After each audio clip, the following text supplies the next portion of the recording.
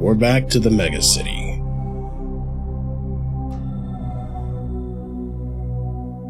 We have a lot of things to learn. Construction is low stress. You will not be punished later for building your structures in the wrong spot. Later in the game, the position of specific advanced buildings will have restrictions, but right now, it isn't important.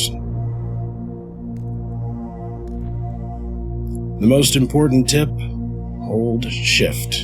You may have already noticed this, but tooltips can be expanded by holding the Shift key. Huge chunks of the interface, like all things related to construction, are incomprehensible without using this. But it's useful everywhere: combat, hovering units, looking at points of interest, just all over the place. So what are internal robotics?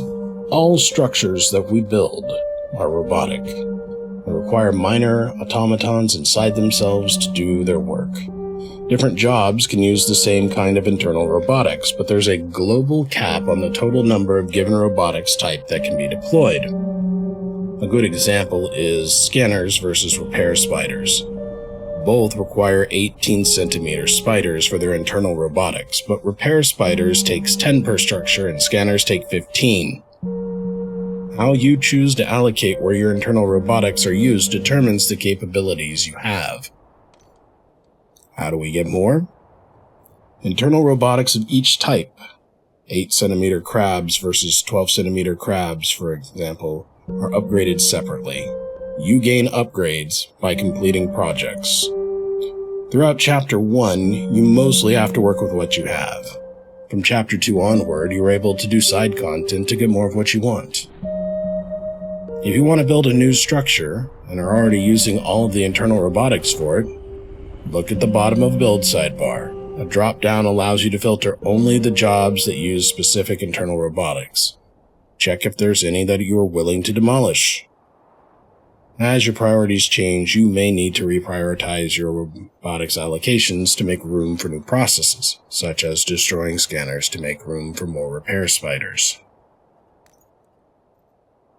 The internal robotics of your structures are a part of your mind.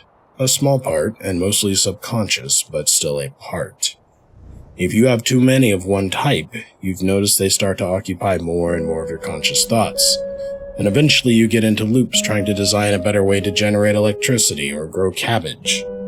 Until you work out how to stop these distracting background processes, you need to limit how many you could build. Your subconscious already has set strict limits to prevent bad things, and you only expand these limits as other interesting challenges arise to capture your attention. You should never fear using your full robotics caps. Your subconscious is already looking out for you. So basically, they've explained why there are reasons that you can't make more of specific units, and given us an in-game reason. And they've told us how we can get more. Cool. So now we have our big tower. I noticed that there are still some units over here, and I can't click on them, but it sure looks like they're doing a military action on this building. Man, a little envious. Their tower's taller than mine. Well, ours has this weird kind of penthouse that makes me think of the Avengers building. Build 3 slurry spiders. We need a more consistent source of elemental slurry. Use the build menu to construct them. Each one will take 1 turn to complete. If you run low, your androids can gather more elemental slurry. Okay. Build menu, slurry spiders. It deploys tiny mechanical spiders to take elemental slurry from material scavenged from the environment. The product is instantly transported to storage. They can be placed anywhere at any density with no ill effect. These are picking up trash and debris at a scale that is small enough not to deplete the local area. So, it's going to constantly mine a base material for us. It's doable. So if we do more, we can see that they have a scan resistance and an emergency power supply. If we go even further, we can see that it turns slurry. 0 turns to construct. Okay, so looks like we can't put them in a building, even if it's a ruin, but I can just deposit them on the ground. I think that means that since they're so small, we want to tuck them into a little place where we might not be able to build anything else. We can rotate them, but yeah, that area is a little too tight. But this might work. Just boop. There's one. How about we tuck another one back here? Hey, so the trees can be gotten rid of. Okay. And, that means this is probably a great area to grow. We're just going to put one here on the corner. These guys are cleaning up trash. It's great. Actually, you know what? Over here would probably be great, but I don't think the people in the homeless camp would be super happy with me. How about right here? We'll be a good neighbor. There we go. Micro builders are well-tested human tech.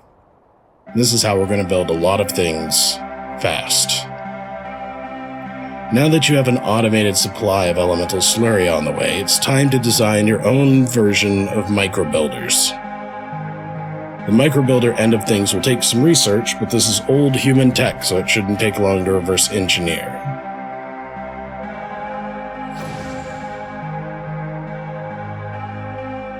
Okay, so now we have an option for large wind generators and microbuilder programming,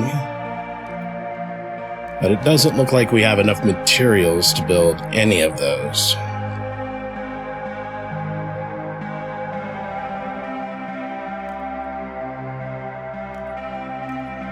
Construction. Structures have two parts to their creation: general construction and job installation. Job installation begins concurrently with structure construction. A job will start working after both the structure construction and job installation are complete. So you have to select it. It won't stop working until it's done building. Got it. Subnets are localized pieces of your network which allow for better security and organization. Negative effects from enemies like stuns from damage are localized to a subnet and will not impact the larger network. In most cases, the design of subnets does not matter. I bet that's what the lines that we saw that were linked to each other were. As you build new structures, you'll see if it's going to be linked to an existing subnet or create a new one. The requirements are, it must be within a short range of an existing building on the subnet, and that connection must not cross a road. Human buildings do not block subnet connections, so let your eyes unfocus and see the roads alone, ignoring all else. Gathering spots are infinitely deep. There are some cases where previously infinite resources start running dry to a change in the state and the city, but we'll know that it's happening if it does. Resources are centrally held, so we'll make a storage structure, it says, and the display for those resources is contextual. Notice we're not seeing anything at all about the micro builders at this point in time, because we're not building. When we go into building, we can see the elemental slurry and presumably other things. Also, it looks like we have 3 different subnets. I still have 3 mental energy. What is everybody doing? Alright, Unit 304. Let's get you up on a tower here. Do a little guarding. Let's see here. And then, are we still able to get the gun? Hello. A sec force relaxing at Hudson. at Hudson Donuts. The Sec Force members seem more at ease than anywhere else. Some of their shotguns are not even secured. Okay, well, we have a good idea that this, for the lookout, needed fear and intimidation. We also have ambush budget security. Budget security are freelance agents who work for the lower middle classes. Their jackets offer no protection, but have hoods that can completely conceal a face. Surely that would be useful to you at some point. Okay. Let's try a few things. And then we have this. A captain, which will have officers. Getting your hands on the armor they wear would be incredibly... Okay, so we've got some things that we can do. I think I want to take this security bot here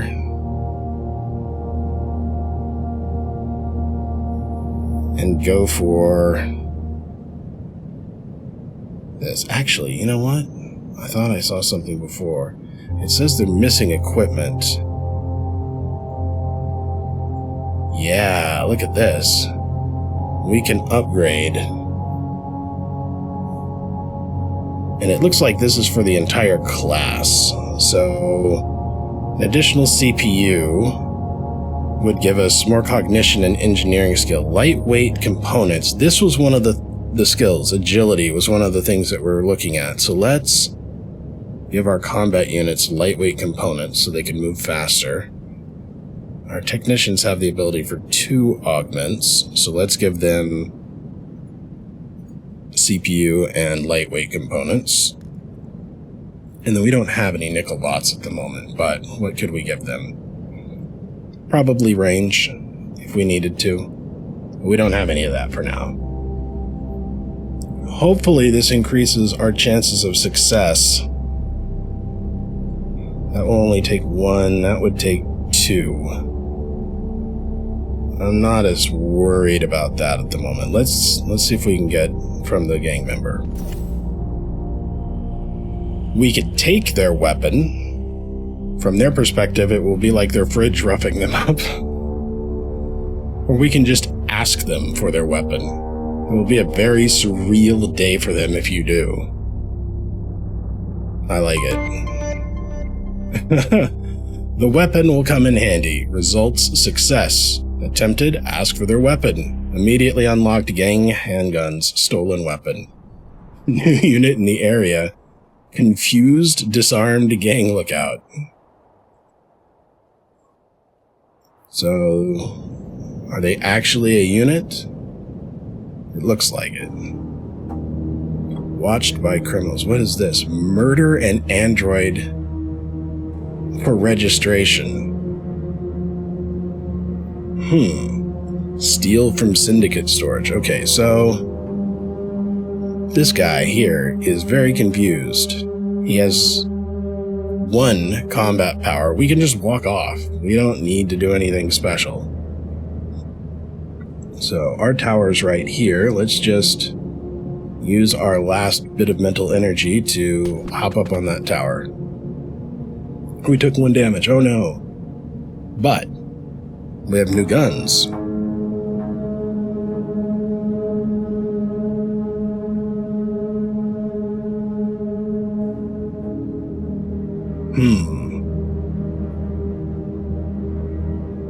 If that's the case, we can go back to hardware. There we go. So we have a basic pistol. Let's give them... I don't want fear and attack power for our technicians. This will give them more hacking power and more cognition. Look at that, that gets our cognition up over 100. Hacking to 100. I like it. Now for the combat unit. The pulse revolver will make them significantly more powerful. It looks like to use, cooldown turns after equip. The equipment's instantly applied.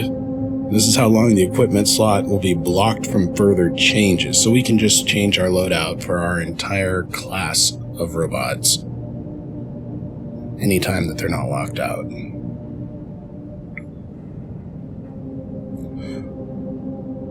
For right now,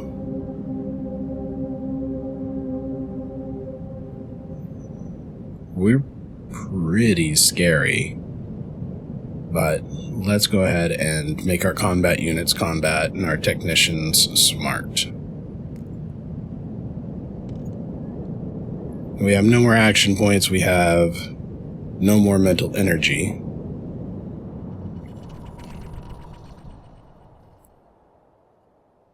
Let's just move on.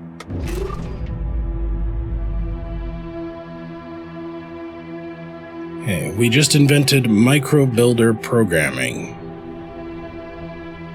Cool. We have a lot of things to read. Your units have an array of equipment available, including primary weapons, secondary weapons, armor, and augments. Units fire every weapon they have all at once whenever they attack. All equipment stats stack, and the only cost is a cooldown during which you cannot change that specific equipment slot again. Loadouts are set per unit class. When you find yourself in a new and dangerous situation, consider taking a moment to alter your loadouts. Loadouts are per class. All units within a class share that loadout. Individual units have a low chance of survival. You would not want to configure them individually. Loadout changes are free in every sense. Once we've unlocked it, it's unlocked. We can change it as long as it's not on cooldown. And that is mostly to prevent you from micromanaging during combat, where we fire a couple of rounds from one person and then immediately change to have an advantage on somebody else. There are feats, which are special talents held by a unit which are passively applied. Technicians have a stun effect for their attacks. Some enemies have a bonus against structures. They have a numeric value associated with them. It can come from equipment, or the stance of a unit, or just intrinsically be a part of the unit. Perks are long-lasting status effects of a unit that tend to be good but don't have to be. Things like blending in, or innately alarming, or the military perk Achilles.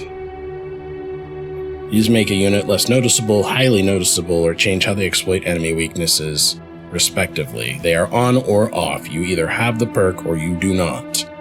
They come from equipment or the stance or are intrinsically part of the unit. Some perks or badges block other perks. For instance, here's a badge for Watched by Criminals. Badges are status effects that are in no way related to the unit's stance or equipment and are never intrinsic to a unit. They can be good, bad, or neutral, but one way or another they're related to the history of that unit and how it relates to its current state. One example badge notes that a transport vehicle has been emptied, and the transport loses that badge the next time it fills up. The most common badge that an android has been marked by as defective by the authorities means that it can be scrubbed through various means. Okay, so, Watched by Criminals. We can't blend in, even if we have something that would let us blend in, unless we can find a way to get rid of that. Temporary status effects have a numeric intensity but only last for a few turns. They can be positive buffs, like temporarily has armor piercing, or enemies can also have them. We usually get these through consumable items. Alright. Build 2 micro builder mini fabs. Okay, build. Micro builder fabs. Requires 384 electricity. We have enough of everything. Alright, how big are they? There's one. There we go, 2. Also says the wind generator, but we need the machines, and that's what we just built these for. Okay, buildings damaged. Need more spiders. Humans damaged your stuff. This probably won't be the last time. The idea of sending androids to fix every little thing that gets broken makes you want to hurt people, so let's not do it that way. The spider drones that you can use to surveil the city can also be used for repairs. Just keep them in separate dig sites so each group knows what it's supposed to do. You'll find these in the support category. Install repair spiders near other structures. Not just right now, but in general. They can also be used to keep your androids and other units alive. It's expensive, so building up some extra storage for elemental slurry might be wise. Yeah, we can't at all build them right now. In fact, the wind generator probably has to come first. I notice our electricity needs are getting lower and lower. So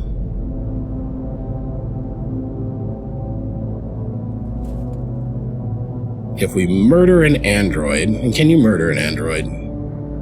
If we destroy an android, if we involuntarily switch off an android and steal their registration, it would get rid of the defective status. I wonder if it would get rid of the being watched status.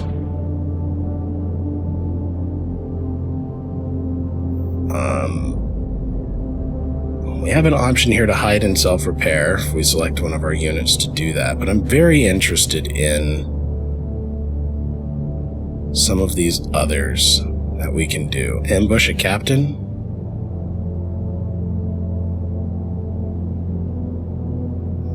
They're military-grade officers, and intense backup is just a push of a button away. Even if we succeed in killing them, we'll have a challenging incident on our hands. Armor that we wear would be incredibly useful. So, before we get that armor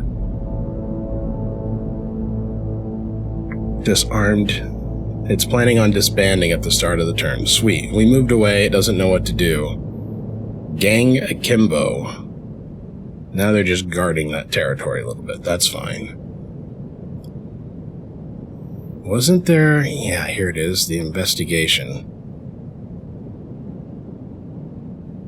Alright, so I'm curious about the ambush. This one says an ambush. This one says an ambush. This one says their shotguns are not even secured. So I wonder what can go there.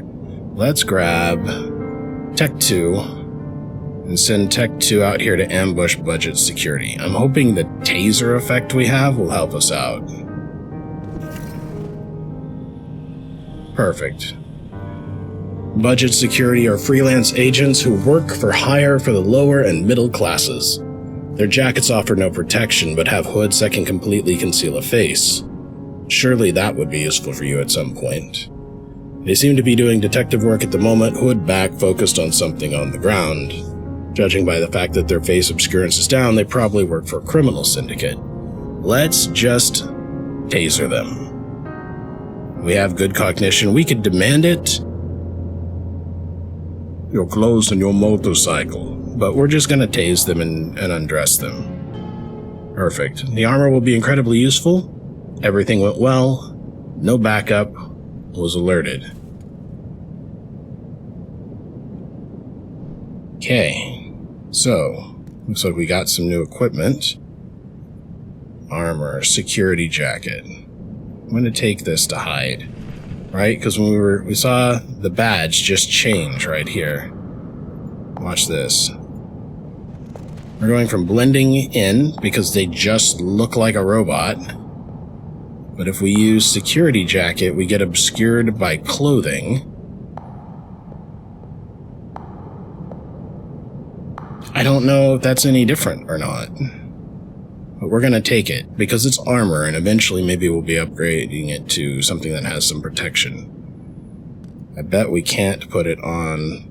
We can put it on the combat android. And it's only frozen for one turn, but there's a chance we might be able to get armor this turn. So let's not. That leaves us 7 of 9 mental energy. Nothing's about to attack us. This shotgun. They're more at ease. Do I think I could just pick it up with a tech, or do I think that I would have to pick it up with a soldier? Let's try... Wait, what's this? No. Let's see if we can get it with the tech. And if we can't taser somebody again, then we'll send to combat. Oh, well, there we go. Literally just have an option because we have enough agility that we can just pick up a shotgun. Thank you. I'm just a robot that walked in to pick up some donuts. All the security force is sitting there. Shotgun's just laying on the table, leaned up against the bench. And we grab one on our way out. 2 new weapons. Okay, basic shotgun. We can get 4 extra range and 30 extra combat power. And our range is already currently 14. Or we can get the double power. We're going to go with full power here. We're making our combat units very impressive. Now, I don't think our technician can use it. It no longer says that it's missing equipment, even though we got new stuff, so... Shotgun's not a technician weapon.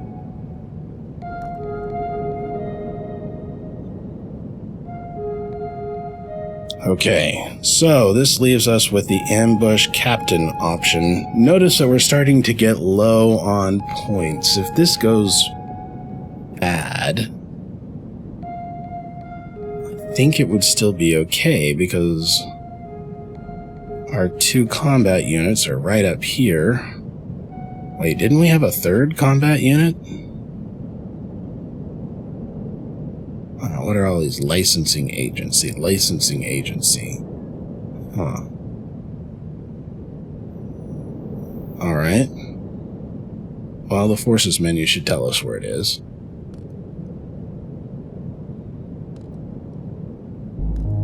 It's in this building right here. It's just hard to see.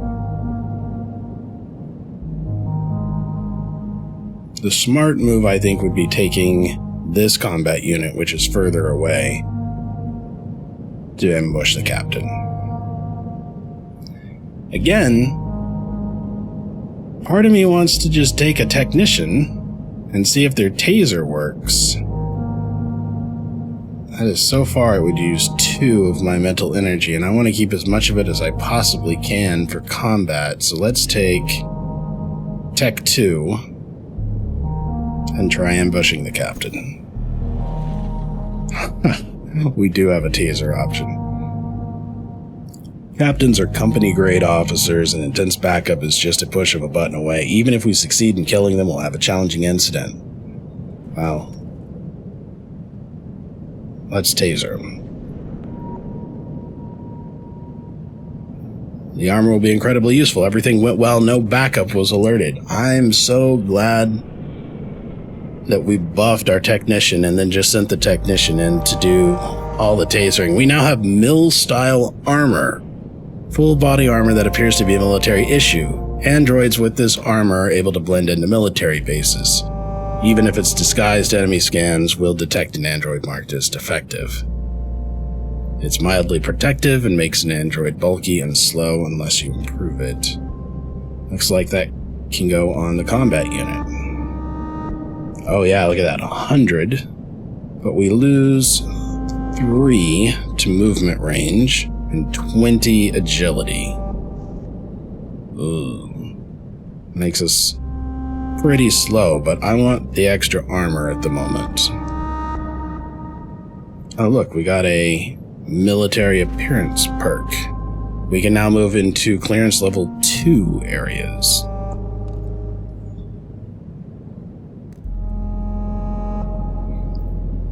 Alright. Let's see here. Let's get this unit up on a tower too. So, I believe this ring is its combat area. Looking pretty reasonable. We built the 2 micro-builder minifabs. We can't get any more robots. I have 4 mental energy left. I feel like I should be doing something, but I don't see anything else out here to do. Well, that didn't take very long, but we run out of time. That's fine. We're starting to build, but more importantly, we've geared up our androids. I think let's look at doing one more episode.